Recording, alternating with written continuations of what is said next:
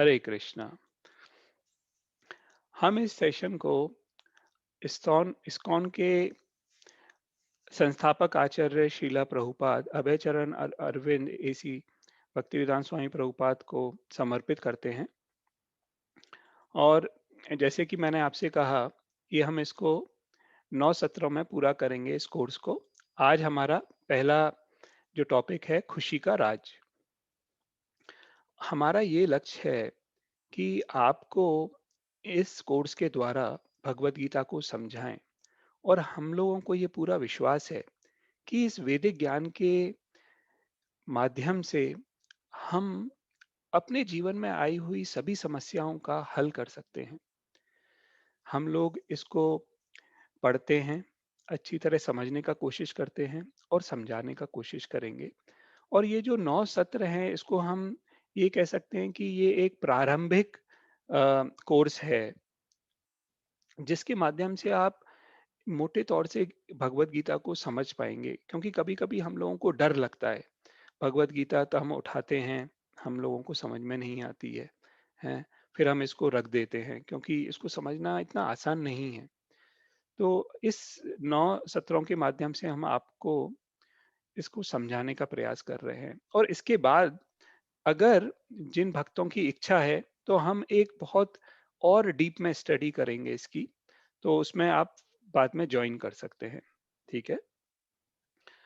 तो आज का हमारा टॉपिक है खुशी का राज और अगले 9 टॉपिक इस प्रकार से हैं। सफलता की कुंजी, दुखों को दूर करने के कुछ टिप्स दिए जाएँगे, काम करने की कला, हम अपने रोज का काम कैसे कर सकते हैं, गुरु का महत्व अपने जीवन में, संतुलित जीवन शैली, कैसे हम अपने जीवन को एक संतुलित कर सकते हैं, क्या मैं नियंत्रण में हूँ, क्या मैं इंडिपेंडेंट हूँ या मैं किसी के नियंत्रण में हूँ, और सर्वोच्च नियंत्रक कौन है? हुँ? और फिर आखिरी टॉपिक होगा परम पूर्णता। तो इस प्रकार हम ये 9 सत्र पूरे करेंगे। तो आज का जो अपना शीर्षक है खुशी का राज, और इसका एजेंडा इस प्रकार से है, हम आज ये पॉइंट करेंगे कवर। हम में से हर कोई जीवन में कुछ ढूंढ रहा है, तो वो क्या चीज ढूंढ रहे हैं, इसका हम चर्चा करेंगे। फिर मनुष्य की क्या जरूरत है अपने इस जीवन को जीने के लिए, और खुशी के लिए आध्यात्म का महत्व क्या है, और सुख पाने के लिए भगवत गीता की भूमिका, हम्म, भगवत गीता का परिचय दिया जाएगा आज। और फिर हर सत्र के आखिरी में हम कुछ महत्वपूर्ण युक्तियां बताएंगे जिनको आप अपने जीवन में लागू कर सकते हैं। ठीक है?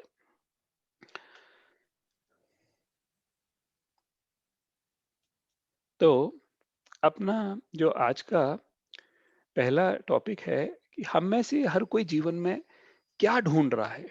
हम सब लोग कुछ ना कुछ खोज कर रहे हैं। खोज मतलब कि हम सभी बहुत सारी चीजें करने में व्यस्त हैं, अलग अलग चीजें। अलग अलग आदमी कुछ अलग अलग चीजें करने में व्यस्त है। जैसे हम अपने परिवार का ख्याल रखते हैं, कुछ लोग जीवन शैली को चलाने के लिए अपने काम करने के लिए जाते हैं, कुछ लोग अपना खुद का व्यापार चलाते हैं, छोटे बच्चे स्कूलों में जाते हैं, विभिन्न प्रकार के मनोरंजनों में लगे रहते हुए हैं, और कुछ लोग अनैतिक गतिविधियां भी करते हैं। हम्म, और बाकी जो कुछ लोग जो श्रद्धालु होते हैं, वो भगवान की पूजा भी करते हैं।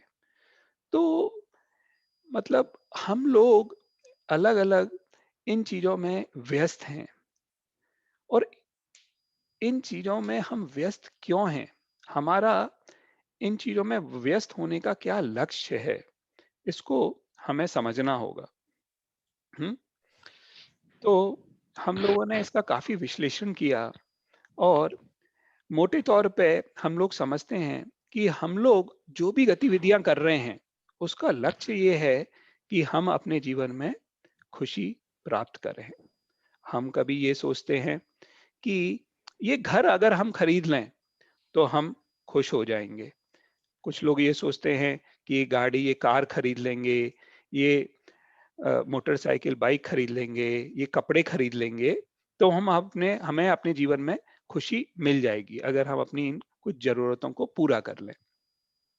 लेकिन हमें खुश होने के लिए क्या आवश्यक है, इसका थोड़ा-सा अपन आज विश्लेषण करेंगे गहराई में, ठीक है? तो मनुष्य की कुछ ज़रूरतें होती हैं। आम तौर पर हम लोगों ने ये देखा है कि अगर हम अपनी ज़रूरतों को पूरा कर लें, तो लक्ष्य ये रहता है कि हम खुश हो जाएँगे। हमारी जो भी ज़रूरत हैं, हुँ? लोग विभिन्न ज़रूरतों को पूरा करने के लिए अलग-अलग काम करने में व्यस्त हैं। अपन ने देखा ये, हुँ? कुछ लोग स्कूल जा रहे हैं, छोटे बच्चे, स्कूल जाने का क्या लक्ष्य है? बच्चा अच्छी तरह पढ़ लेगा, हुँ? अच्छी तरह अपने एग्ज़ामों को पास कर लेगा, तो बाद में किसी अच्छे कॉलेज में एडमिशन मिल जाएगा, कहीं नौकरी मिल जाएगी उसको या अपना व्यापार अपना अच्छी तरह चलाएगा, हैं? हम लोग घर में अगर हमारी माताएँ हैं, जो कि खाना बना रही हैं, उनका क्या लक्ष्य है कि मैं खाना अच्छे से अच्छा बनाऊँ, जैसे मेरा परिवार अच्छी तरह तंदुरुस्त रहे, खुश रहे, अपने-अपने कार्य कर सके। तो ऐसा ये है कि हर एक आदमी ये चाहता है कि मैं अपना जो भी कुछ चीज़ कर रहा हूँ, उससे या तो मैं अपने आप को खुशी प्रदान करूँ या अपने आस-पास के लोगों को प्रदान करूँ। हुँ? और हम ये देखते हैं कि जो हमारी ये ज़रूरतें हैं, इनको हम इन चीज़ों में विभाजित कर सकते हैं। जैसे कि कुछ शारीरिक ज़रूरतें हैं। शारीरिक ज़रूरतें पूरा करना हमारा लक्ष्य होता है। फिर कुछ मनोवैज्ञानिक ज़रूरतें होती हैं, जैसे एक अच्छी नौकरी मिल जाए, हुँ? अच्छा हमें एक पद मिल जाए, अच्छी हमें तनख्वाह मिल जाए, फिर हमारे अच्छे दोस्त हों, हमारे परिवार से हमें प्यार मिले, ये सब भावात्मक ज़रूरतें भी होती हैं। लेकिन क्या ये ज़रूरतें ही सब कुछ हैं? या इनके अलावा भी कुछ चीज़ है जो कि हम भूल रहे हैं? जब मैं आप लोगों से थोड़ा ये निवेदन करूँगा कि अपने आप को म्यूट पे कर लें, जैसे कि लोगों को डिस्टर्बेंस नहीं हो। हुँ? तो आप अपने आप को कृपया करके म्यूट पे करें, तो अच्छा रहेगा इसमें, हाँ? अ, ठीक है। तो अ, ये देखा गया है कि क्या ये ज़रूरतें जो शारीरिक है, मनोवैज्ञानिक, भावात्मक ज़रूरतें, यही सब कुछ है या इसके अलावा भी कुछ चीज़ है? हुँ? तो देखते हैं, क्योंकि हमने देखा कि कुछ इंसानों के पास ये सब कुछ है, लेकिन उसके बाद भी उनके जीवन में निराशा है, अकेलापन है, चिंताओं में घिरे रहते हैं और कुछ लोग डिप्रेशन में भी चले जाते हैं। और हमने ये भी देखा है कि कुछ लोग अपने जीवन में इतने ज़्यादा परेशान हो जाते हैं कि वो आत्महत्या तक करने पे मजबूर हो जाते हैं। हुँ? तो और हमने अपने पिछले कुछ समय में देखा कि कुछ प्रसिद्ध हस्तियों जो द्वारा भी आत्महत्या करी गई। हुँ? अब उनके पास वह सब कुछ था जो हम लोग सोच भी नहीं सकते हैं। उनके पास अच्छा परिवार था, दोस्त थे, प्रशंसक थे, धन था, प्रसिद्धि और सब कुछ था। हमने देखा जो हमारे एक फ़िल्म अभिनेता थे, जिन्होंने आत्महत्या करी, मेरे को किसी ने बताया कि वो अपने महीने का करीब 4-5 लाख रुपए तो किराया देते थे। सोचिए, उनके पास सब कुछ था, जो शायद हम लोग अपने कभी सपने में भी नहीं सोच सके। हुँ? लेकिन फिर भी उनके जीवन में कुछ खालीपन था, इसको है ना?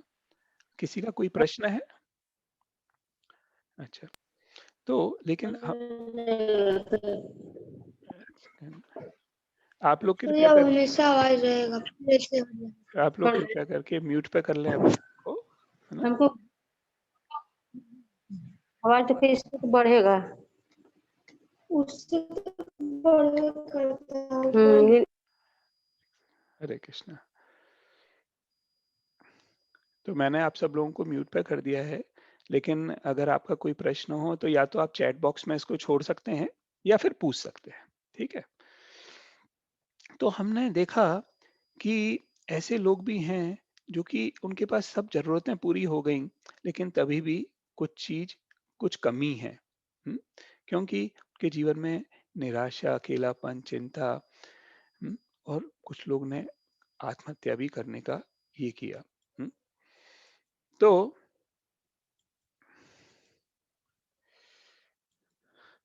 अब जैसे ये बच्ची है, इसके हम इसका बुखार है तो उसको नापने का कोशिश कर रहे हैं थर्मामीटर के माध्यम से। तो इसका जो बुखार है, किसी भी कारण है, इसका ये हम लोग ये जान सकते हैं कि कोई भी बुखार जो है, वो हमारे शरीर के अंदर बीमारी है, उसका उसका एक लक्षण है।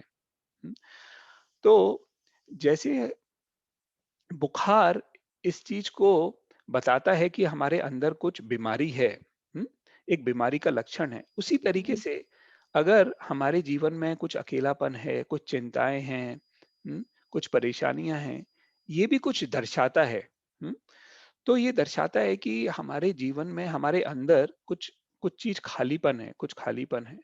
तो इसका मूल कारण क्या है? इसका हम एक उदाहरण से आपको समझाने का प्रयत्न करते हैं।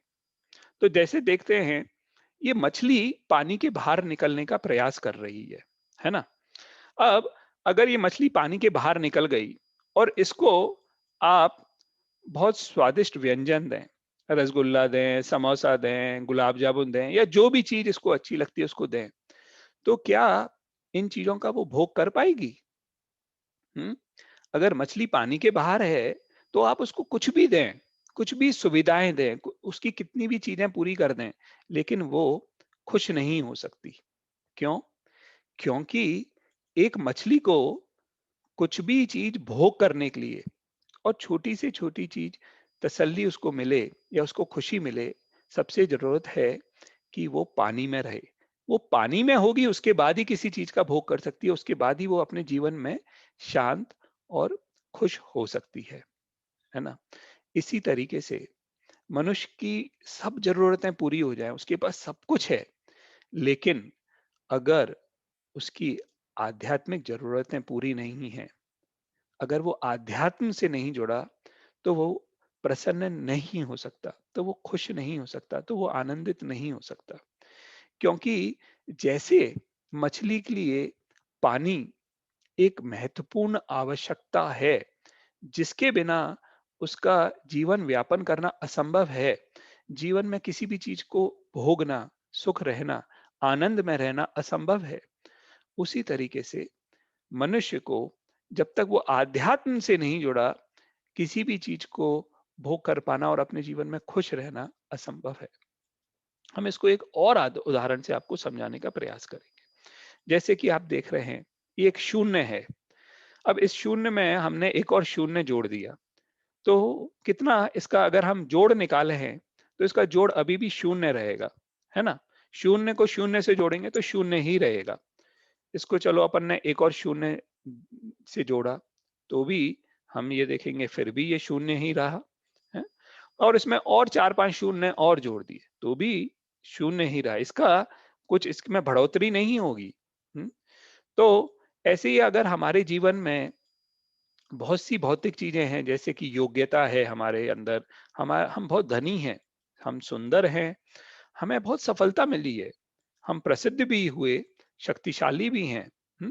और हमारा बहुत प्रभाव है, हमें ऊंचा पद भी मिला, लेकिन तभी भी ये अलग-अलग शून्य के समान है। आप अगर शून्य भले ही 1 है, भले ही 10 हैं, भले ही 50 हैं, भले ही कितने भी हैं, वो केवल शून्य ही रहेंगे। उसी तरीके से अब हमें अगर इसको कुछ भी इसमें अगर हमें इसको कुछ महत्वता देनी है, तो इस शून्य के आगे हमें एक एक लगाना पड़ेगा। हुँ? एक अक्षर हम एक नंबर लगाएँगे, तो हर शून्य की बहुत वैल्यू हो जाएगी, हैं? 1 शून्य है तो 10, एक और लगाए 100, 1000, 10,000, हैं? तो ऐसे-ऐसे बढ़ता जाएगा वो।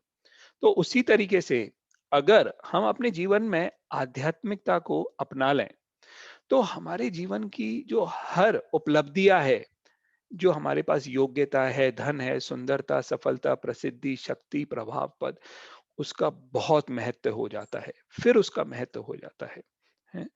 और उसको हम अपने जीवन में जो खुशी है, अपने जीवन में जो प्रसन्नता है उसके लिए उपयोग कर सकते है ना? जैसे समझाया आप लोगों को कि मछली है?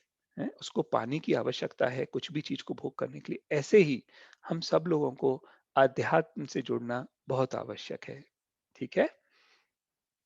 तो अब हम इसका थोड़ा-सा देखते हैं कि अध्यात्म की का कोई स्पर्श भी करे। जैसे हमने देखा कि बड़े-बड़े व्यापारी होते हैं, बिल गेट्स और कुछ धर्म प्रेमी लोग होते हैं, जैसे मदर टेरेसा का उदाहरण लिया। हुँ? ये लोग और अन्य लोगों से काफ़ी बेहतर हैं अपने जीवन में, हैं? वे परोपकारी, सामाजिक, कल्याणकारी, धर्मार्थ के कुछ कार्यों में लगे हुए हैं। हुँ? और ये सब काम उनको उनके जीवन में संतुष्टि प्रदान करता है ना? तो इसका क्या अर्थ है? ये आध्यात्मिक ज़रूरतों को हमें समझने का थोड़ा-सा ज़रूरत है। अगर आध्यात्म के थोड़े से स्पर्श माध्यम से ही इनके जीवन में कुछ संतुष्टि है, तो अब आप देखें कि अगर हम आध्यात्म में और थोड़ा-सा घुसे हैं, अध्यात्म को एक सीरियसली अपने जीवन में उतारने का, समझने का, उसको पालन करने का प्रयास करें, हुँ, तो इसका बहुत ही लाभ हो सकता है। हुँ, ये लोग निस्वार्थ सेवा कर रहे हैं, दूसरों की मदद कर रहे हैं, हुँ, अभिमान से मुक्त होने का प्रयास कर रहे हैं, करुणा आदि महसूस भी कर रहे हैं। अब यदि कुछ प्रारंभिक चीज़ें इस तरह की संतुष्टि प्रदान कर सकती हैं, तो आप सोचिए कि क्या आप उस खुशी की कल्पना भी कर सकते हैं जो एक आध्यात्म में अनुभवी व्यक्ति करता है? उसकी खुशी का क्या ठिकाना है? हुँ? जो आदमी आध्यात्म में अपने जीवन को बहुत ही सीरियसली फॉलो करने का प्रयास कर रहा है। हुँ? हमारे जो अंतर्राष्ट्रीय कृष्ण भावना मंत्र संघ है, इस्कॉन, इसके संस्थापक आचार्य शीला प्रभुपाद कहते हैं इस बारे में कि हम में से हर कोई खुशी की तलाश कर रहा है, लेकिन हम नहीं जानते कि असली खुशी क्या है। हम खुशी के बारे में बहुत सारे विज्ञापन देखते हैं, लेकिन व्यावहारिक रूप से हम बहुत कम खुश लोगों को देखते हैं। हर जगह हम देखते हैं विज्ञापन लगे हुए हैं। आप टेलीविज़न देखिए, इतने विज्ञापन आते हैं, ये ले लो, ये ले लो, ये टूथपेस्ट ले लो, ये वॉशिंग मशीन ले लो, ये कार ले लो, ये कपड़े पहन लो, हैं? आप खुशी हो जाओगे, जीवन में खुश आपके आ जाएगा। हुँ? ऐसा इतना विज्ञापन देखते हैं हम चारों तरफ। अपने घर से बाहर निकल जाओ, तो हम रोडों पे ये देखते हैं। दुकानों पे लोगों ने लगा रखे हैं पोस्टर। हुँ? ये पिक्चरें आती रहती हैं नई-नई। इन सब चीज़ों का क्या ये है, मकसद क्या है इन चीज़ों का? इन चीज़ों का ये मकसद है कि ये आपको ये दर्शाना की कोशिश कर रहे हैं कि अगर आप इन चीज़ों को अपने जीवन में ले लो, तो आप खुशी हो जाओगे, खुश हो जाओगे, है ना? तो प्रभुपाद जी ऐसा ही कह रहे हैं कि ऐसा बहुत सा विज्ञापन है, लेकिन व्यावहारिक रूप से हम देखते हैं बहुत कम ही लोग खुश हैं। ऐसा इसलिए है क्योंकि बहुत कम लोग जानते हैं कि वास्तविक खुशी का मंच अस्थाई चीजों से परे है। ये वास्तविक आनंद है जो भगवान कृष्ण द्वारा अर्जुन को भगवत गीता में वर्णित किया गया है। हम्म? तो जो वास्तविक आनंद का जो प्लेटफॉर्म है, जो वास्तविक आनंद है, वो भगवत गीता में परम पुरुषोत्तम भगवान कृष्ण अर्जुन को बता रहे हैं, है ना? अब हम ये देखते हैं, जैसे ये परछाई है। हुँ? अब परछाई से हम क्या समझते हैं? हुँ? परछाई से ये समझते हैं कि जो हमें परछाई में दिख रहा है, उसकी वास्तविकता कुछ है। हुँ?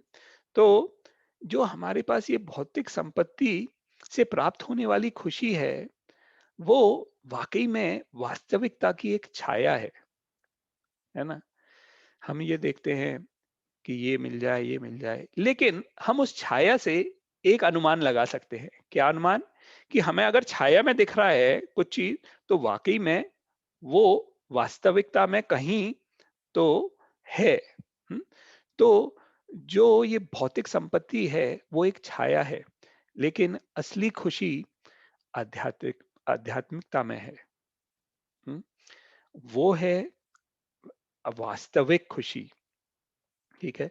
हमने देखा कि लोग बाग ये सोचते हैं घर ले लें, गाड़ी ले लें, अच्छे कपड़े ले लें, बहुत सारे अपने दोस्त हों, ये सब चीज़ हो, लेकिन इनसे हमें असली खुशी नहीं मिल सकती। और हम ये समझ सकते हैं कि हम कितने धनी हैं इस चीज़ से कि गिनें, आप कृपया करके गिनें कि हमारे पास ऐसी कितनी चीज़ें हैं जो हम पैसे से नहीं खरीद सकते।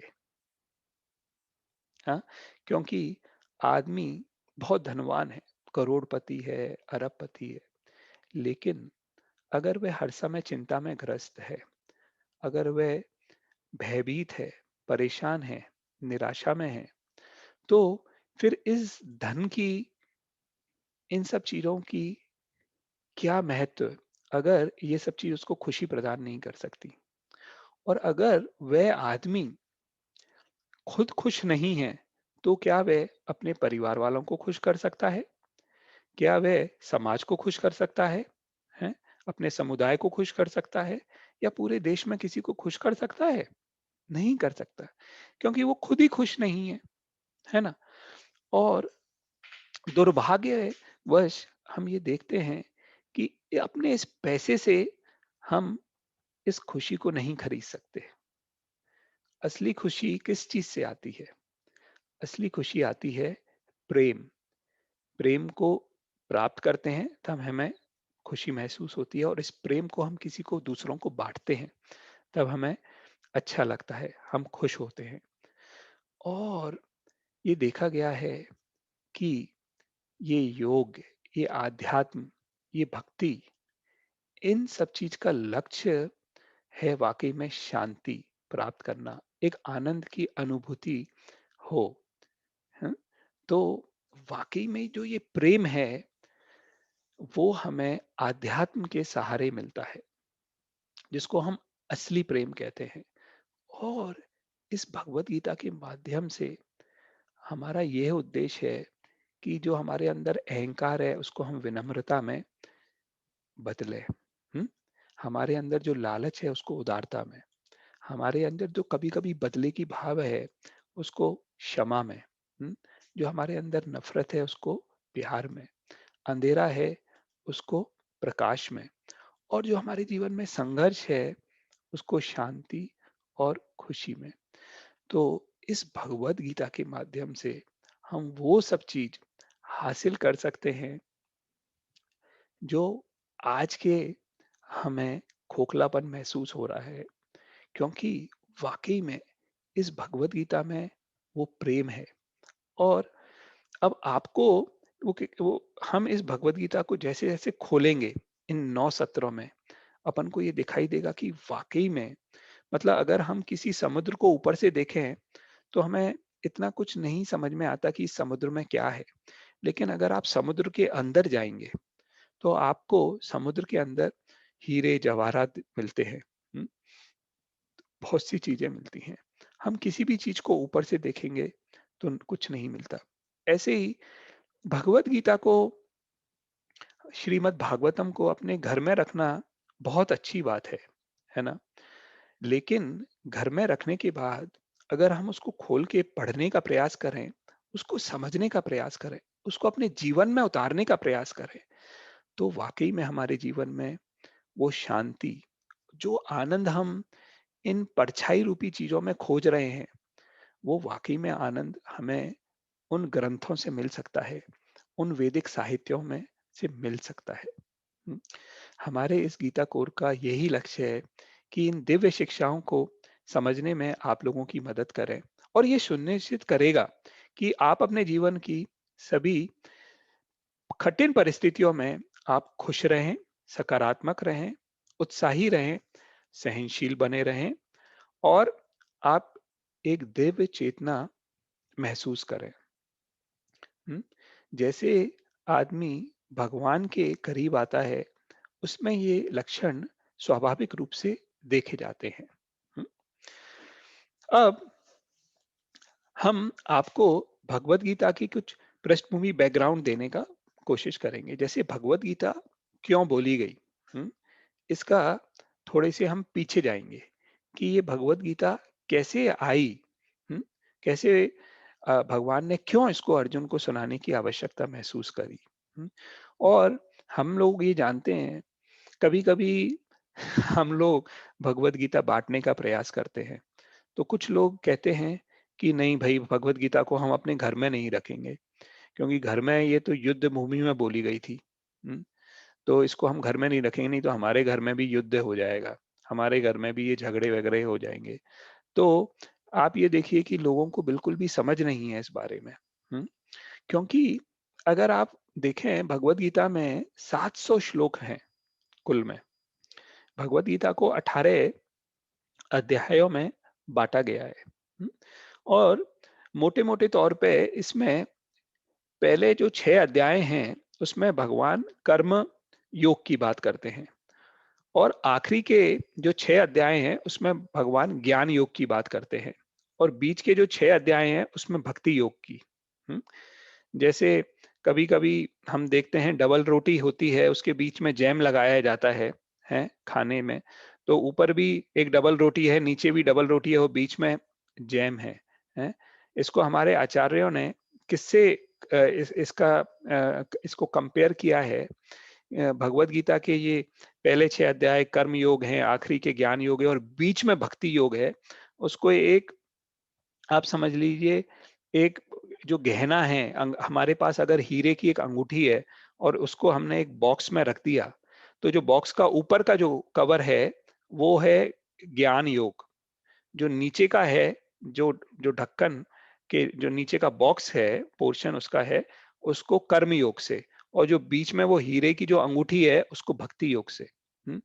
तो और इस पूरी भगवत गीता में 700 श्लोक में से जो युद्ध की बात आई है, जो भगवान ने युद्ध का नाम लिया है, वो केवल 15-16 बार लिया है, और उसके अलावा भगवान ने, हम देखेंगे, इसमें केवल ये बताया है कि आदमी को अपना कार्य कैसे करना चाहिए, आदमी अपने जीवन में कैसे खुश हो सकता है, कैसे शांति उसके जीवन में आ सकती है, हमें दूसरे लोगों से कैसे व्यवहार करना चाहिए, ये पूरी प्रकृति कैसी है, हमें इस प्रकृति से कैसे जुड़ना चाहिए, हैं? इस प्रकृति के माध्यम से हम कैसे भगवान के को प्राप्त कर सकते हैं, हम क्या हैं?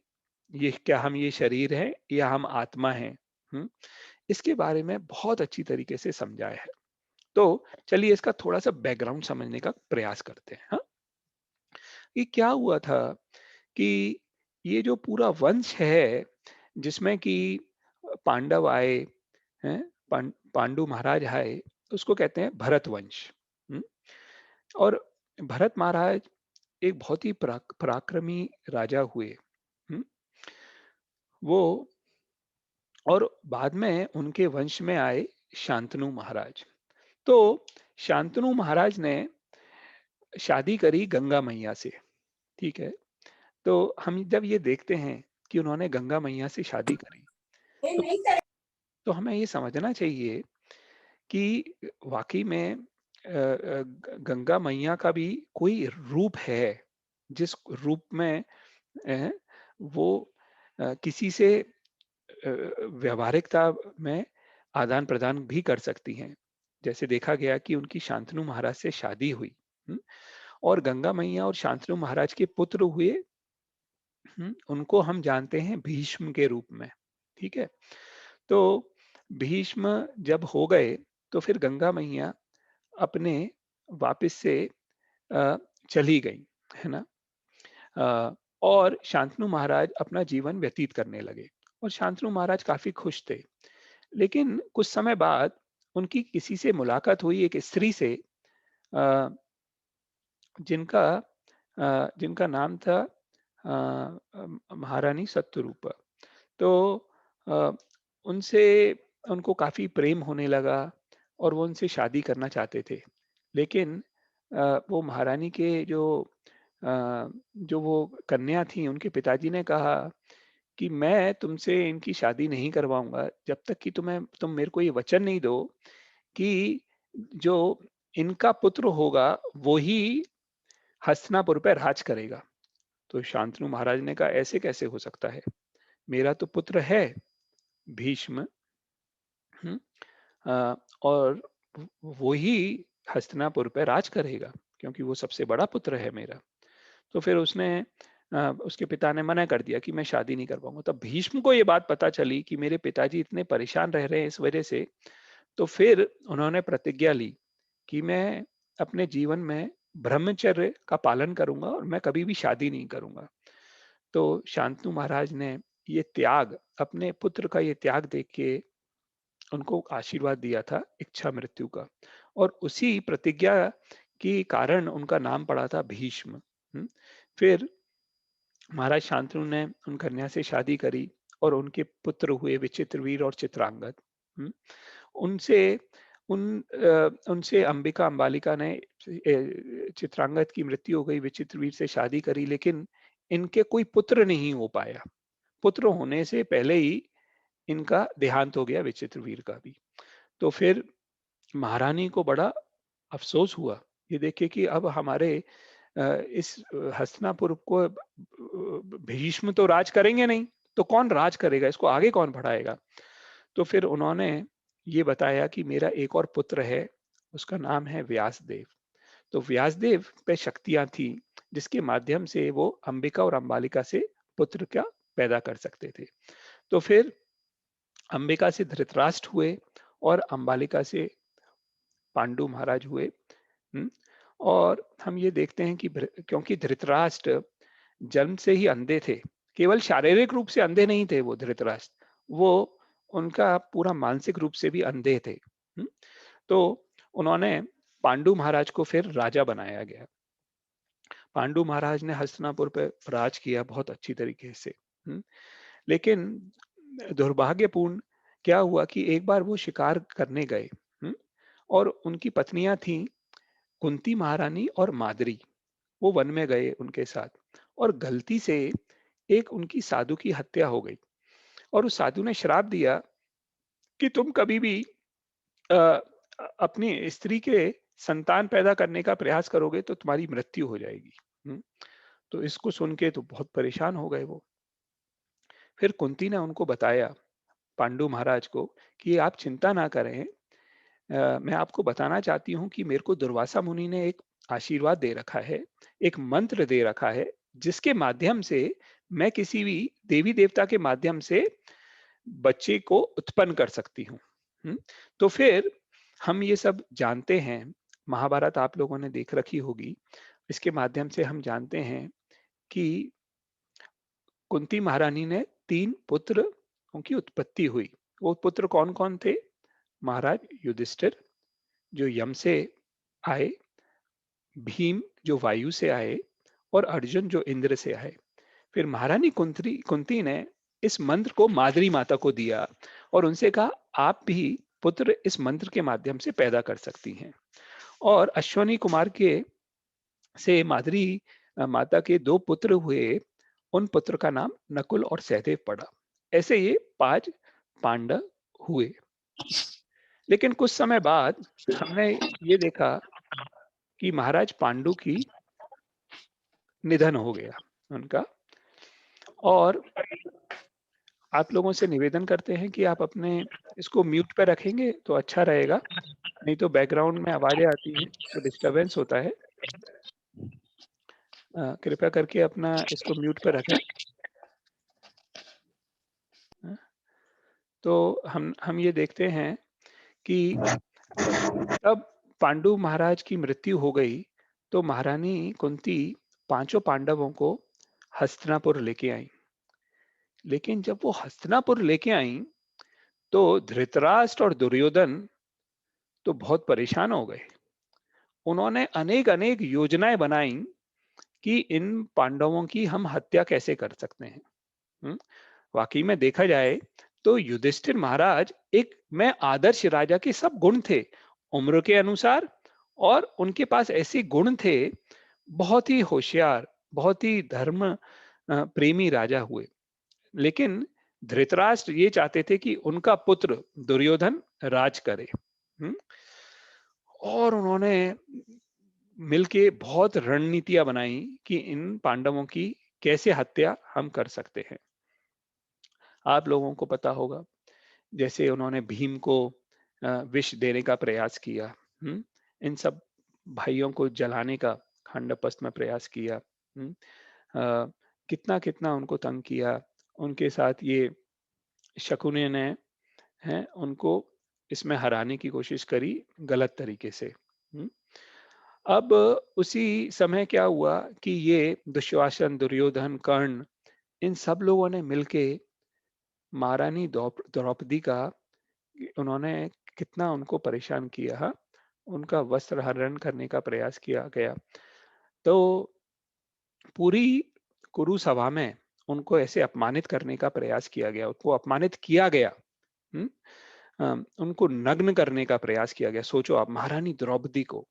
अ, ये देखा गया है कि जब ये महारानी द्रौपदी के साथ हो रहा था, उसी समय जो वहां पर लोग सब मौन थे, उनका सर्वनाश निर्धारित हो चुका था।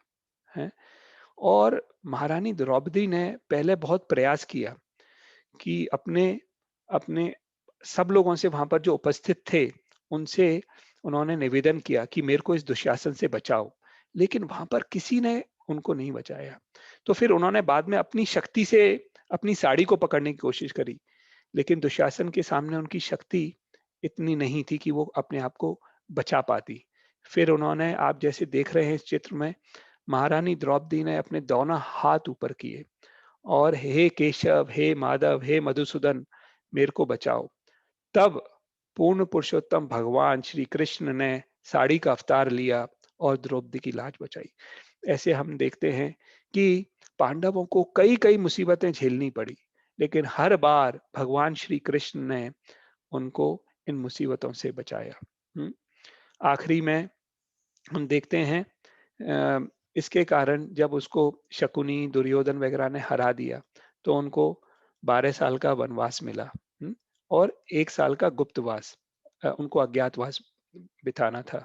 हम्म, लेकिन जब उन्होंने ये सब पूरा कर लिया और वो वापस आए, उन्होंने कहा दुर्योधन से कि हमें हमारा राज्य इंद्रप्रस्थ वापस कर दो। हमने 12 साल का वनवास, 1 साल का अज्ञातवास, गुप्तवास पूरा कर लिया है। हैं? उसके बाद भी उन लोगों ने वापस नहीं किया उनका राज। फिर भगवान श्री कृष्ण ने कहा, ठीक है, मैं शांति दूत बन के जाता हूँ और दुर्योधन, धृतराष्ट्र को समझाता हूँ कि वो ऐसा ना करें, आप लोगों का राज्य वापस कर दें। भगवान शांति दूत बन के गए वहां पर। हम्म, और भगवान ने उन लोगों को बहुत समझाया। उधर विदुर थे, भीष्म थे, उन लोगों ने दुर्योधन, धृतराष्ट्र को बहुत समझाया। लेकिन गौरव जी, आपसे निवेदन है कि ये इस पे लाइन ना लगाएं, इसको यूज ना करें। तो हमने देखा कि भगवान श्री कृष्ण ने उनको बहुत समझाया। फिर आखिरी में कृष्ण भगवान ने कहा कि अच्छा, तुम इंद्रप्रस्थ मत दो, क्योंकि वो पांडव क्षत्रिय हैं, उनको केवल 5 गांव दे दो जिसपे वो इसको संभाल सके, क्योंकि वो क्षत्रिय हैं। तो दुर्योधन ने क्या कहा? दुर्योधन ने कहा, इंद्रप्रस्थ 5 गांव तो बहुत दूर की चीज है, मैं उनको सुई के नोक बराबर जमीन नहीं दूंगा। तब भगवान कृष्ण ने कहा, अब तो मैं कोई नहीं बचा सकता युद्ध से, अब तो युद्ध अनिवार्य है, अब तो युद्ध होके ही रहेगा। है। और वो दुर्योधन का आपने नहीं देखा कि उसमें अ, बिल्कुल भी बुद्धि नहीं थी, और वो इतना मतलब बेवकूफ था। वो भगवान श्री कृष्ण को, जो कि शांति दूत बन के आए थे, उनको वो पकड़ना चाह रहा था, बंदी बनाना चाह रहा था। इतने लोग तपस्या करते हैं, इतने लोग यज्ञ करते हैं भगवान श्री कृष्ण के दर्शन प्राप्त करने के लिए, उनको देखने के लिए, उनको जीवन में लाने के लिए। और ये मूर्ख दुर्योधन, वो कृष्ण को बेड़ियों से बांधना चाह रहा था। हम्म? कृष्ण भगवान को बेड़ियों से नहीं बांध सकते, उनको केवल प्रेम से बांध सकते हैं, जैसे यशोदा मैया ने उनको प्रेम की रस्सियों से बांधा था। हम्म? ब्रजवासियों ने उनको प्रेम से बांधा था, गोपियों ने उनको प्रेम से बांधा था, अर्जुन ने, पांडवों ने उनको प्रेम से बांधा। लेकिन उनको कोई शक्ति से बांध नहीं सकता है। तो मूर्ख दुर्योधन ने उनको, तब उन्होंने अपना विश्व रूप दिखाया कि तू बांध, मेरे को बांधना चाहता है, अच्छा बांध मेरे इस विश्व रूप को। हाँ, उसके बाद भी आपने देखा होगा ऐसे काफी मूर्ख लोग होते हैं दुर्योधन के जैसे। भगवान कृष्ण दुर्योधन के सामने थे। हम कभी कभी ऐसा सोचते हैं कि अगर भगवान हमारे सामने आए तो कितना अच्छा हो, लेकिन उस दुर्योधन के सामने भगवान थे, लेकिन वो भगवान को समझ नहीं पाया, वो भगवान को जान नहीं पाया। तो इन चर्म आंखों से भगवान को देखना एक बड़ी चीज नहीं है। भगवान को समझना, भगवान को समझना और अपने हृदय में उतारना, हम्म, भगवान को भक्तों के माध्यम से, गुरु के माध्यम से, शास्त्रों के माध्यम से देखना और समझना एक महत्वपूर्ण चीज है। बजाय कि हम कभी कभी सोचते हैं, देखा है, हमने देखा है ये, कि लोग कुछ कहते हैं कि हमें भगवान को दिखाओ तब हम मानेंगे कि भगवान है। हैं? अरे दुर्योधन के सामने तो भगवान थे, तो भी वो कभी समझ नहीं पाया कि ये पूर्ण पुरुषोत्तम भगवान है, नहीं समझ पाया। इसलिए भगवान को भक्तों के माध्यम से, गुरु के माध्यम से, शास्त्रों के माध्यम से हमें समझने का प्रयास करना चाहिए, है ना? अच्छा, किसी ने ये पूछा है चैट में कि ये मीटिंग कब तक चलेगी? तो ये अगला हम 10-15 मिनट में इसको खत्म कर देंगे। जैसे मैंने शुरू में कहा, 1 सवा घंटे का हमारा एक सत्र होगा, तो ये 2 से 3 सवा 3 बजे तक हम लोग चलाया करेंगे, ठीक है? तो अब तब ये युद्ध अनिवार्य था, तो क्या हुआ? ये दोनों पक्ष के लोग, आप समझ लिए पूरी पृथ्वी के सब राजाएं या तो दुर्योधन के तरफ हो गए या फिर पांडवों की तरफ हो गए। तो एक बहुत भीषण युद्ध चालू होने वाला था। और कहाँ होने वाला था ये युद्ध? किस जगह? कुरुक्षेत्र में। तो तब ये युद्ध चालू होने वाला था। अब हम आपको बताएंगे कि ये भगवत गीता का जो पहला श्लोक है, ये बोला गया धृतराष्ट्र के माध्यम से। तो ये भगवत गीता का पहला श्लोक है, धर्म क्षेत्रे कुरुक्षेत्रे समवेता युयुत्सवा मामका पांडवश्चेवा किम अकुर्वता संजया। धृतराष्ट्र ने कहा, हे संजय, धर्म भूमि कुरुक्षेत्र में युद्ध की इच्छा से एकत्र हुए मेरे तथा पांडु के पुत्रों ने क्या किया? अब आप ये देखिए कि केवल यही श्लोक हमें दर्शा सकता है कि ये धृतराष्ट्र कितना मूर्ख था। हम्म?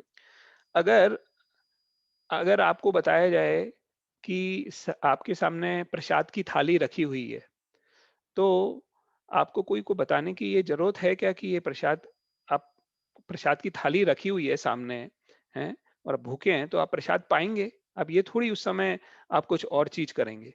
तब दोनों पक्ष के लोग युद्ध भूमि में खड़े हुए हैं, तो क्या करेंगे? हम्म? लेकिन धृतराष्ट्र ने ये प्रश्न क्यों किया?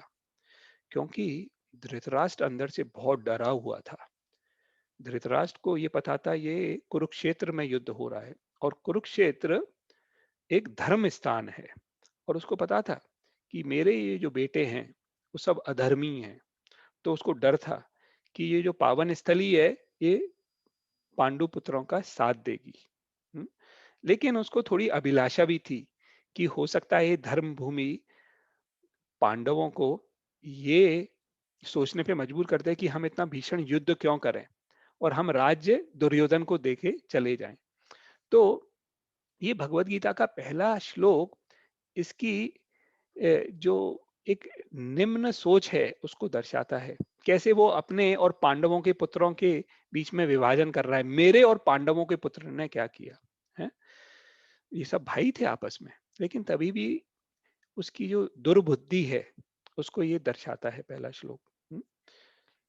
अब हम ये देखते हैं कि जैसे ही अर्जुन ने ये देखा कि रणभूमि में दोनों तरफ उसके दोस्त हैं, उसके रिश्तेदार हैं, उसके गुरुगण हैं, इतने लोग हैं। जब अर्जुन ने इस तरीके से देखा, तो एक आम आदमी की तरह वो बहुत परेशान हो गया। वो कहते हैं डिप्रेशन में चला गया। हम्म? अगर आप इस चीज को सोचो कि वो एक इतना महान क्षत्रिय था कि अपने इस शरीर में वो स्वर्गलोक चला गया था। और अर्जुन ने कितने कितने बड़े बड़े युद्ध लड़े थे इससे पहले भी। उसने, तब वो अज्ञातवास कर रहे थे, तो इन सब लोगों के साथ युद्ध किया था। और क्षत्रियों को तो बचपन से ये सिखाया जाता है कि कैसे युद्ध करना, कैसे। तो इसने अपने जीवन में कितनी कितनी बड़ी बड़ी परीक्षणों का सामना किया था और उसमें सफल रहे, सकारात्मक रहे। लेकिन ऐसा कैसे हुआ कि अब वो इतने परेशान हो गए, इतने डिप्रेशन में चले गए? ये जो हम देख रहे हैं, क्यों? क्योंकि इसके माध्यम से ही भगवान इस महान प्रेरक उपदेश को हम सबके लिए देना चाह रहे थे, हैं? अर्जुन को ही इस अवस्था को उन्होंने एक तरीके से पैदा किया, क्योंकि उसके माध्यम से ही वो ये सब गीता का जो संदेश है, हैं? वो हम लोगों को देना चाहते थे। इसको जो आदि शंकराचार्य जी हैं, इसको समझा है एक तरीके से। इसका उन्होंने कंपैरिजन किया है किस चीज से?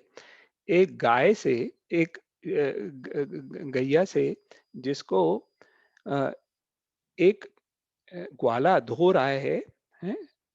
और बछड़ा भी खड़ा है वहां पर।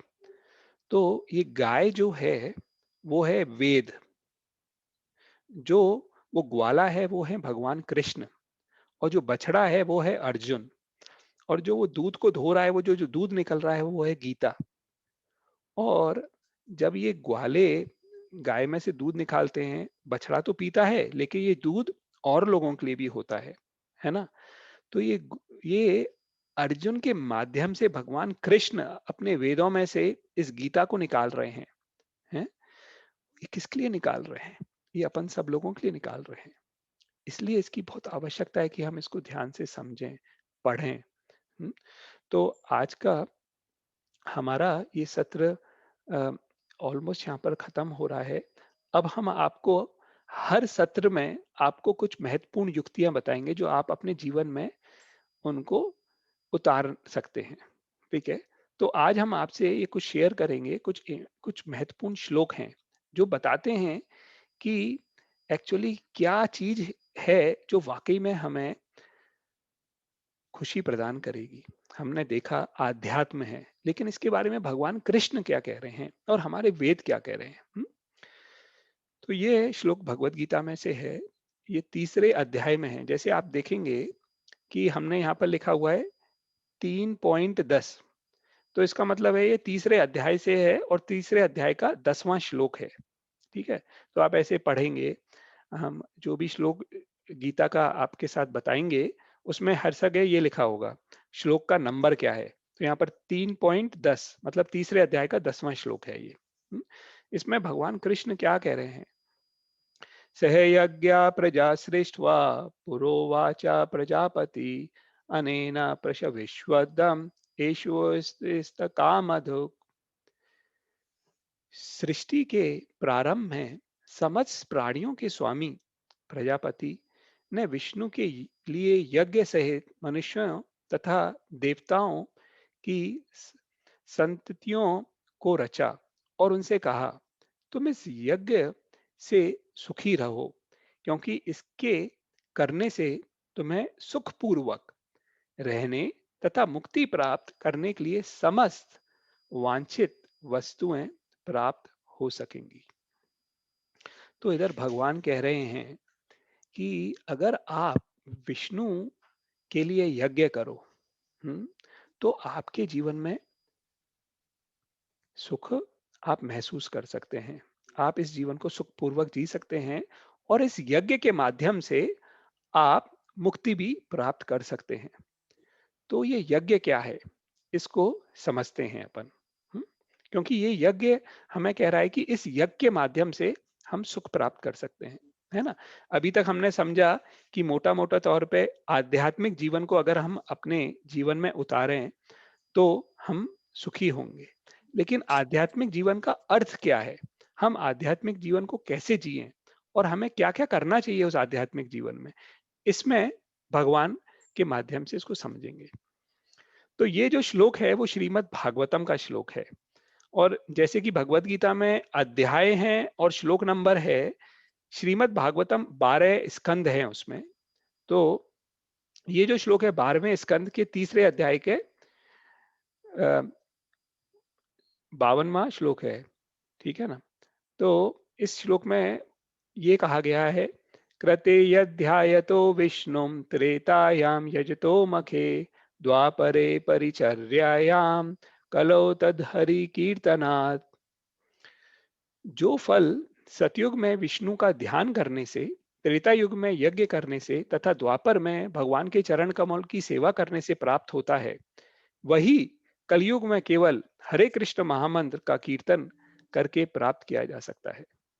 तो इसको मैं आपको समझाता हूं थोड़ा, कि जो यज्ञ की विष्णु के विष्णु के यज्ञ की बात करी गई इस श्लोक से पहले, उसमें ये बताया था कि हम विष्णु के लिए यज्ञ करें तो हम सुख पूर्वक अपना जीवन व्यतीत कर सकते हैं, है ना, और मोक्ष को प्राप्त हो सकते हैं। अब वो यज्ञ क्या है, तो इस श्लोक में वो बताया गया है, कृते यध्याय तो विष्णु।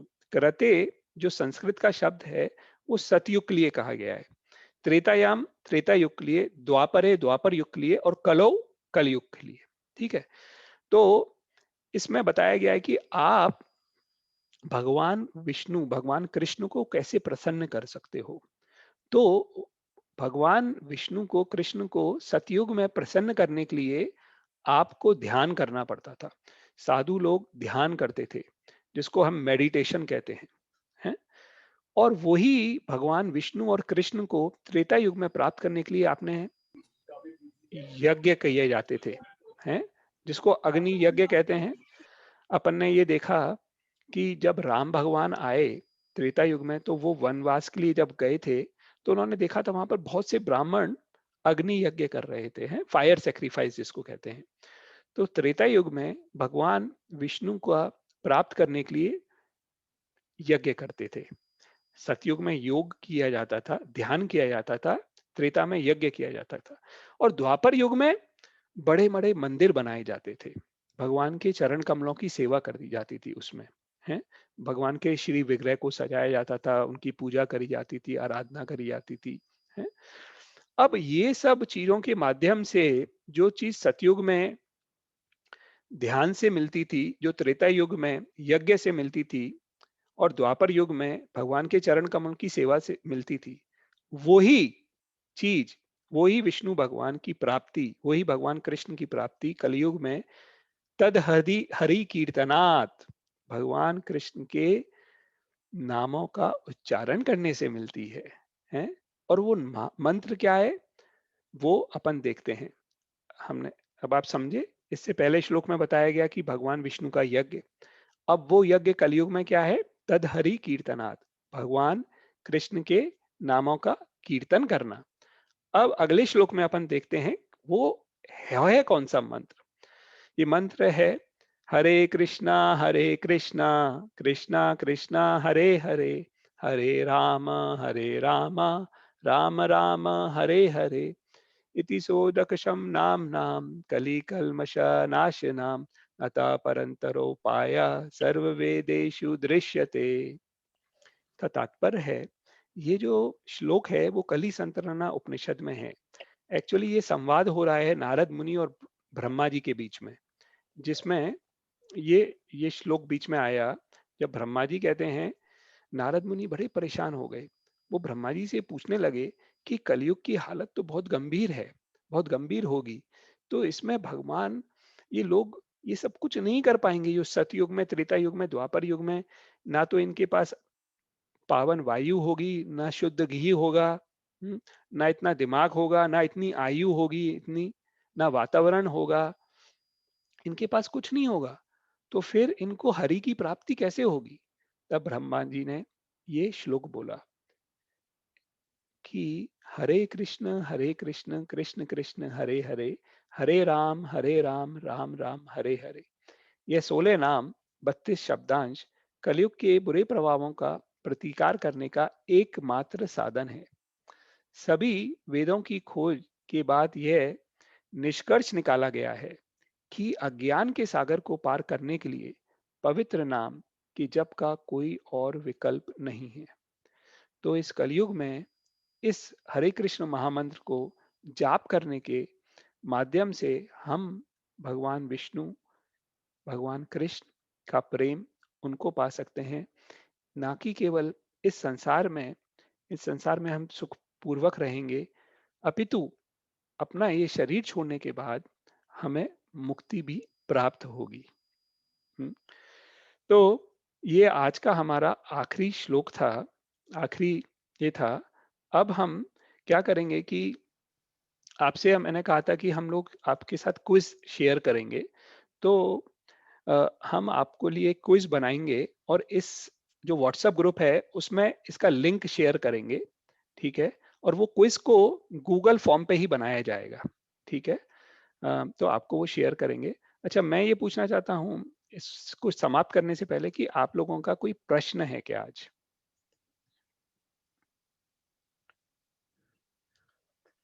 आप लोग कोई भी जो प्रश्न है वो पूछ सकते हैं या इस चैट बॉक्स में डाल सकते हैं। आपसे निवेदन करूँगा, आपको समझ में आया, कैसा लगा? आप वो चीज़ शेयर कर सकते हैं। कोई पूछना चाहते हैं, कुछ चीज़ समझ में नहीं आई हो, वो पूछ सकते हैं।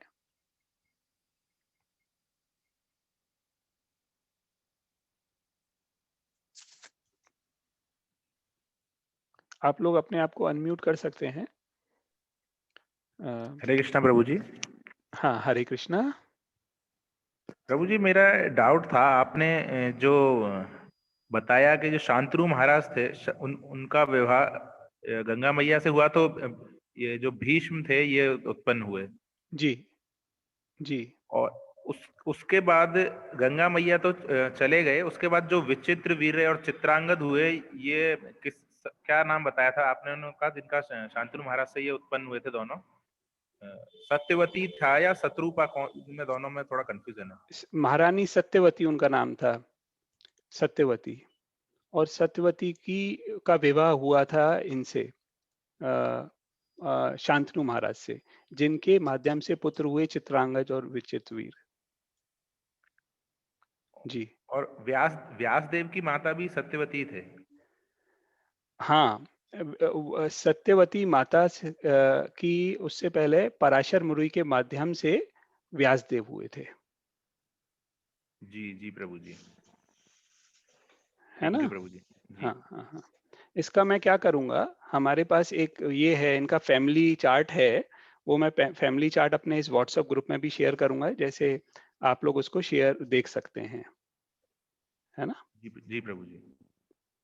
फिर ये चित्रांगद जी की मृत्यु हो गई थी, फिर विचित्रवीर की शादी हुई थी अंबिका और अंबालिका से, ऐसे आगे चल के फिर ये हुए धृतराष्ट्र और पांडु महाराज। हुँ, जी प्रभु जी। हुँ। और कोई प्रश्न?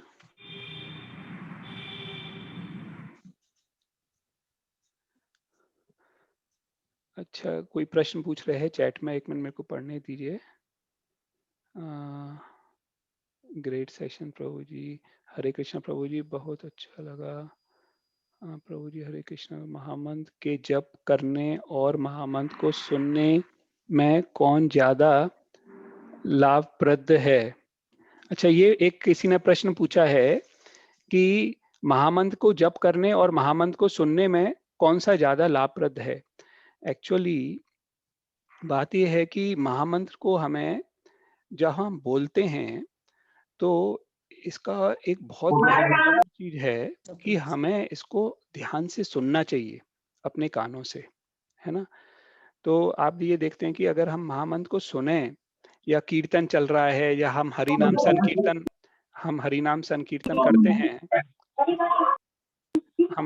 संकीर्तन करते हैं, तो लोग इसको सुन पाते हैं। तो इसका सुनने से लाभ है, लेकिन और जैसे हम जाप करते हैं, हम हरि नाम का हरे कृष्ण कृष्ण कृष्ण हरे हरे, हरे राम राम राम हरे हरे, तो कान के माध्यम से हमारे हृदय में जाएगा, ठीक है ना? तो ये जब हृदय में जाएगा तब हम इसका जप करेंगे, तब हृदय का परिवर्तन होगा वाकई में, ठीक है ना? तो इसका जो मेन वो है, हमें जप करना और केवल ऐसा नहीं जप कर रहे हैं और हमारा दिमाग इधर उधर भटक रहा है, नहीं, कोशिश करो। मंत्र का मतलब ही ये होता है जो मंत्र को कंट्रोल करे, है मंत्र, जो मंत्र का नियंत्रण में रखे, उसको कहते हैं मंत्र। तो तब हम हरे कृष्ण कृष्ण कृष्ण हरे हरे, हरे राम राम राम हरे हरे का जाप कर रहे हैं, तो इसको ध्यान पर पूर्वक सुनने का प्रयास करें, क्योंकि जब तक हम इसको नहीं सुनेंगे, जब तक हमारे हृदय का परिवर्तन नहीं होगा। तो हाँ, इसको सुनना बहुत आवश्यक है। ठीक है, मैं आगे प्रश्न पूछता हूँ। हरे कृष्ण प्रभु जी, बहुत अच्छे से समझ में आया, आपने अच्छे से फिर बहुत चीज सीखने को मिली। क्या सर, ये जरूरी है कि 108 बार ही किया जाए एक बार में? देखिए, देखिए, एक माला जो होती है, मैं आपको क्या करता हूँ, अपनी माला दिखाता हूँ। ठीक है, अभी आप शायद मेरा वीडियो, एक सेकंड मैं वीडियो ऑन करता हूँ, आप मेरे को देख पा रहे हैं अभी, ये माला है। ठीक है, इस माला में जो 108 दाने होते हैं, तो हम इस माला को ऐसे पकड़ते हैं, ऐसे पकड़ते हैं, इस उंगली से नहीं। तो इसको हरे कृष्ण कृष्ण कृष्ण हरे हरे, हरे राम राम राम हरे हरे, फिर अगले दाने पे आते हैं। ठीक है ना? तो शुरू में अगर आप लोगों पे माला नहीं है, तो आप इसका उच्चारण ऐसे भी कर सकते हैं, ध्यान से बैठ के कहीं कर सकते हैं। और हरे कृष्ण महामंत्र का महत्व यही है, जो नारद मुनि और ब्रह्मा जी के बीच में जो संवाद हुआ, उसमें मुख्य तौर पे यही कहा गया कि इस महामंत्र को आप किसी भी अवस्था में, किसी भी जगह, किसी भी समय कैसे भी कर सकते हो, कीर्तन के रूप में कैसे भी। तो इसको इसको फॉलो करने के लिए कोई एक पर्टिकुलर रूल रेगुलेशन नहीं है, है? तो ये एक इंपॉर्टेंट चीज समझने का है। 108 बार भगवान श्री चैतन्य महाप्रभु जब आए, उन्होंने कहा कि हम लोगों को अपने आप को नियंत्रण में करने के लिए हम एक साधना भक्ति करते हैं, एक साधन में रहते हैं, है ना? जैसे हम स्कूल जाते हैं, तो स्कूल के कपड़ों में जाते हैं, एक टाइम टेबल को फॉलो करते हैं, है ना? तो उसी की तरह जब हम भक्ति अपनी चालू करते हैं, हम आध्यात्मिक जीवन चालू करते हैं, तो एक साधना फॉलो करते हैं, एक नियम नियम फॉलो करते हैं। तो इसलिए हमें बताया जाता है कि हमें माला पे जाप करना चाहिए, है? और हमें इसको जप करते समय 108 होते हैं दाने, 108 बार बोलना चाहिए। इसको ऐसा करने से क्या है, हमारी साधना, हम भगवान पे अपना केंद्र कर पाएंगे अच्छी तरीके से, हमारा मन लगा रहेगा, ध्यान रहेगा, इधर उधर नहीं भटकेगा। इसलिए कहा जाता है कि हमें माला पे करना चाहिए, और माला में 108 दाने होते हैं, इसलिए 108 बार अपन करते हैं। ठीक है, फिर आगे प्रभु जी, मैं चैंटिंग के राउंड ज्यादा नहीं कर पा रहा। प्रभु मैं सुन बहुत पा रहा हूँ, तो कंफ्यूज था। देखिए, अ, जो श्रवण है वो सबसे इम्पोर्टेंट चीज है, सबसे महत्वपूर्ण चीज है श्रवण। ठीक है, तो आप अगर इसको सुन रहे हैं, आप जप नहीं कर रहे हैं, तो आपके आध्यात्म जीवन की शुरुआत हो गई है, इतना चिंता मत करिए। लेकिन अगर अपने जीवन को स्थिर, आध्यात्मिक जीवन को स्थिर बनाना है ना, तो अपन को इसका जप भी करना पड़ेगा। ठीक है, जैसे आप शुरुआत में, हम अगले सत्रों में देखेंगे कि प्रवचनों को सुनने का क्या महत्व है, भगवान ने इसके बारे में क्या बोला है, और वो कैसे हमें जीवन को, अपने आप को कंट्रोल करने में हेल्प करेगा, मदद करेगा, उसको समझाते हैं। ठीक है, तो आप, बहुत अच्छा है कि आपने कम से कम सुनना तो चालू किया। ठीक है ना, महामंत्र को धीरे धीरे प्रयास करिए कि इसका चैंटिंग भी करना चालू करिए। ठीक है, अच्छा, फिर ये है, I am not getting satisfaction in life, that's why I am chanting, how can I enjoy chanting? नहीं, देखिए, आज का अपना पूरा, आज के सत्र का पूरा जो डिस्कशन था वो यही था कि हम जीवन में जो सुख है, जो खुशी है, जो आनंद है, जो प्रेम है, उसको बिना आध्यात्म के हम, ये जो सब चीज हैं वो एक छाया की तरह हैं, बाकी जो भौतिक चीजें हैं। तो वाकई में आपने एक सही कहा कि आपको इन चीजों से संतुष्टि, इन भौतिक चीजों से कभी संतुष्टि मिल ही नहीं सकती, और ये क्षण भर की होंगी अगर मिलेंगी, है?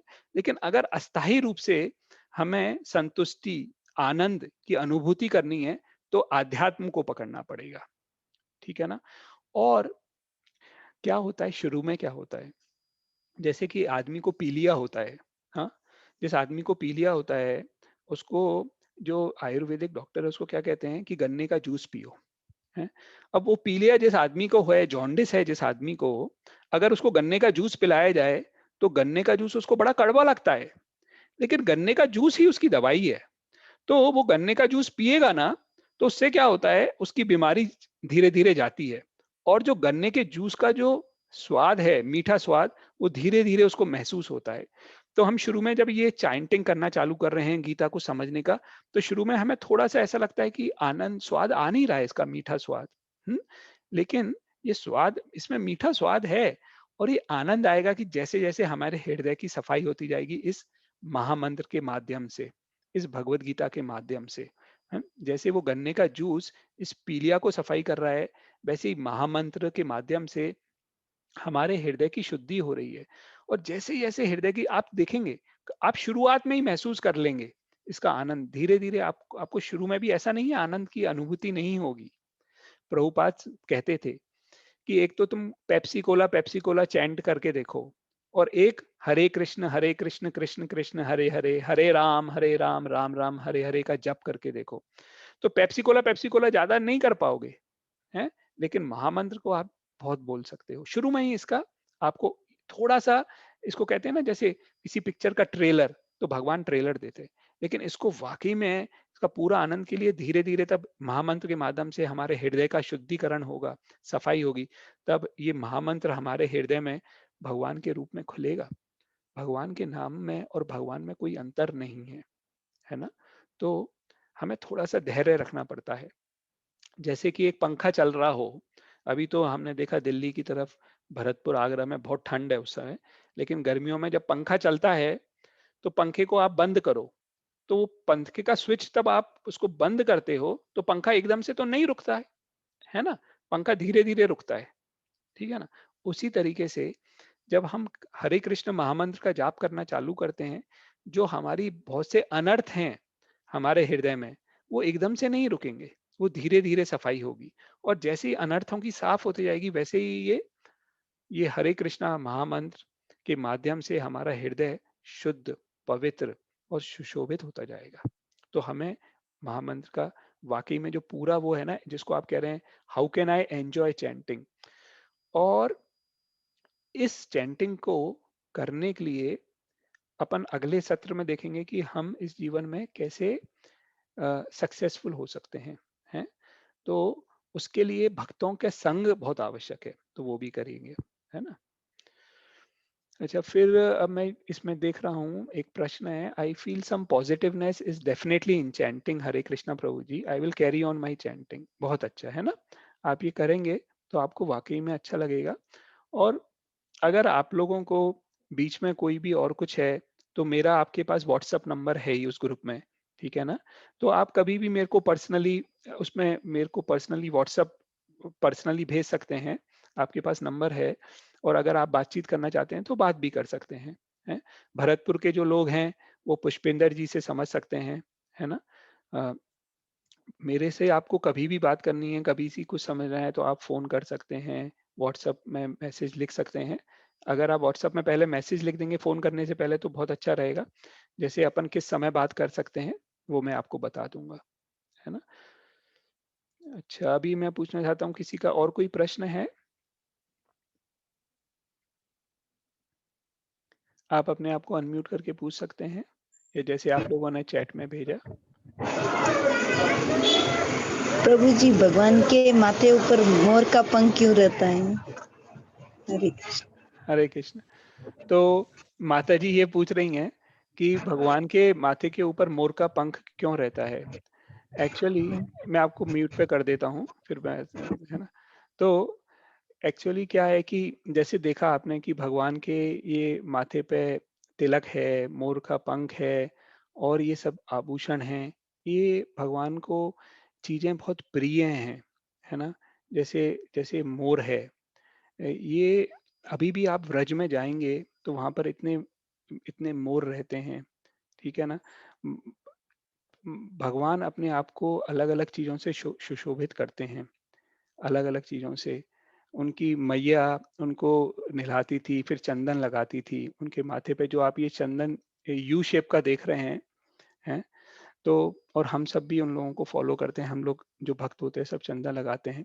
तो ऐसे ही ये सब चीज भगवान को सुशोभित करने के लिए, जैसे, और ये जो चीजें हैं एक्चुअली अगर आप देखें कि अपने दक्षिण भारत में एक संप्रदाय है, श्री संप्रदाय, और भगवान विष्णु नारायण को देखते हैं आप, शंख, गदा, चक्र और पद्म है उनके हाथ में।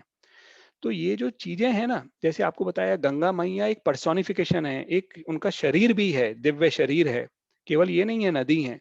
तो भगवान के हाथ में ये शंख, चक्र, गदा, पद्म, ये एक कोई ये नहीं है कि आप हम ये सोचे निर्जीव चीजें हैं, नहीं। भगवान का जो शरीर और हमारे शरीर में जमीन और आसमान का, भगवान का शरीर दिव्य है। और ये जो चीजें हैं जो भगवान को सुशोभित कर रही हैं, ये कोई निर्जीव चीजें हमें दिखती हैं लेकिन निर्जीव नहीं है। तो जो ये जो भगवान के जो ये हैं जिनको हम सुशोभित मान चीजें कहते हैं, वो वाकई में अवतार लिया उन्होंने आलवारों के रूप में। जो श्री संप्रदाय में हुए आलवार, वो कोई उनके शंख का अवतार हुआ, चक्र का अवतार हुआ, ठीक है ना। तो जैसे व्रज के जो पेड़ थे, वो भगवान जब ब्रज भूमि में जाते थे, वो पेड़ भगवान से रेसिप्रोकेट करते थे, बातचीत करते थे। भगवान वो झुकते थे तब भगवान आते थे, ये करते थे। तब आप भागवतम पढ़ेंगे तो उनकी अनेक लीलाएं हैं। और आज भी अगर आप देखेंगे, जो ब्रज के संत हैं, जो ब्रज में भक्त लोग रहते हैं, वो ब्रज के पेड़ों को प्रणाम करते हैं, क्योंकि वहां के पेड़ साधारण पेड़ नहीं है। तो ये चीजें जो भगवान को हैं, ये साधारण नहीं है। ये इन लोगों ने बहुत भक्ति करी है, भगवान के परम भक्त हैं, जो कि भगवान को भगवान इनको उपयोग कर रहे हैं अपनी सेवा में देने के लिए। जैसे भगवान ने अर्जुन को कहा कि मैं तुम्हारे माध्यम से कर रहा हूं, है ना, तो तुम मेरे इंस्ट्रूमेंट बनो। तो ऐसे ही है ये भी, ठीक है। और किसी का कोई प्रश्न है? इस टॉपिक से अगर प्रश्न करेंगे तो अच्छा लगेगा, सब लोगों को भी अच्छा लगेगा इसको सुनने में। और कोई पर्सनल ऐसा प्रश्न है तो आप चैट बॉक्स में भेज सकते हैं। इस टॉपिक से अगर प्रश्न पूछेंगे तो लोगों को अच्छा लगेगा, जो आज अपन ने डिस्कस किया है।